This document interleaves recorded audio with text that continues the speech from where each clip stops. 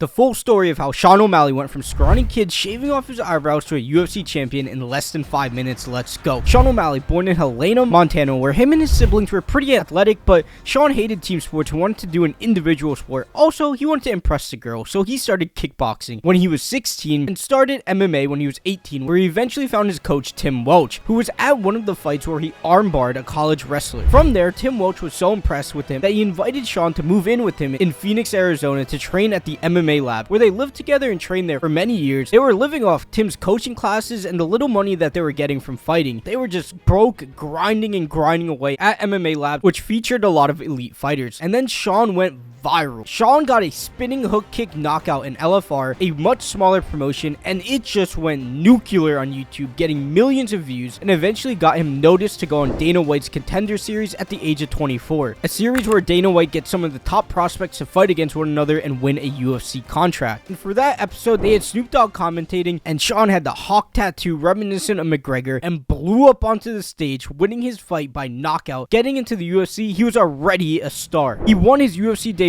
in electric fashion, but his second fight is where problems started. During his second fight, he got injured bad, and during that fight, he broke his foot and was hopping around the octagon, and for whatever reason, his opponent decided to wrestle him, and Sean ended up winning that fight by decision. But this isn't where the trouble stopped. While recovering from that injury, he went on to get hit with 2 6-month bans from USADA for taking a banned substance. Now, he claims that he didn't mean to take the substance, and to be fair, it was a really low amount he got popped with, but this still resulted in him not fighting from 2018 to 2020. But Sean says he got so much better in that time that it really worked in his favor. And then upon returning in 2020, he got 2 knockouts within the first 2 minutes of the first round and seemed to be back on track. But this is where trouble started once again. In his third fight, he got paired up with Chito Vera and got hit with low leg kicks that shut off his leg completely. Then he got knocked out in the first round. Now, to be fair, he was winning and it did look like a freak accident, but still at the end of the day, it was a loss. This proved to be massive though in turning Sean into a bigger star, because from this loss, he launched a full marketing campaign saying the Suga State Athletic Commission ruled this fight a no contest, and even launched merch with it. And it also needs to be mentioned that during these COVID years, podcasts blew up as well as social media got even bigger. And during this time, Sean was going on podcasts with Nelk, Logan Paul, and really blew up with younger audiences. And also, even before this, really early on in his career, he was going on Joe Rogan, which was huge.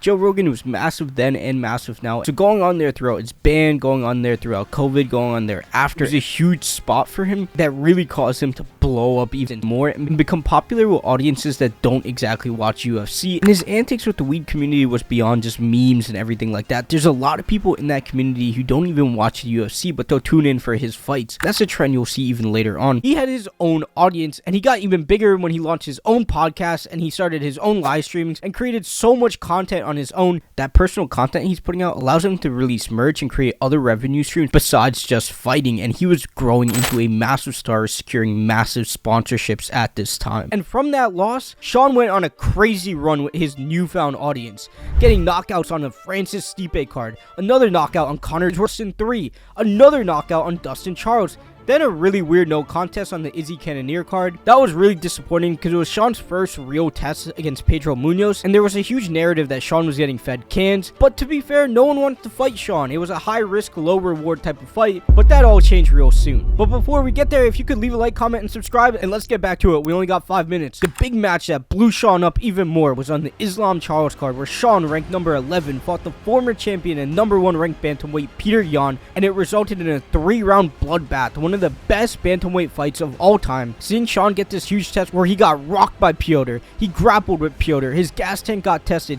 He did end up winning a controversial split decision that many thought he lost, but it didn't really matter because no one could question the fact that he was definitely one of the best bantamweights in the world. Then in 2023, he finally got his big title shot against Aljamain Sterling, who's one of the greatest bantamweights of all time and one of the best grapplers of his era. And Sean knocked him out in the second round and became a superstar. And it also came out after that Sean won this fight with a broken rib, and now on March 9th, he fights Marlon Chito Vera, looking to redeem his loss on one of the greatest cards of all time, UFC 299. Now, is Sean as massive as he could be? Maybe, maybe not. That's the real narrative that's taking place. So let me know what you think of that down below. And if you enjoyed this video, why don't you check out this one on Ilia Toporia's run versus Conor McGregor's, and leave a like, subscribe, and don't forget, we're just getting started. We're going to stay consistent, and I'll see you in the next video.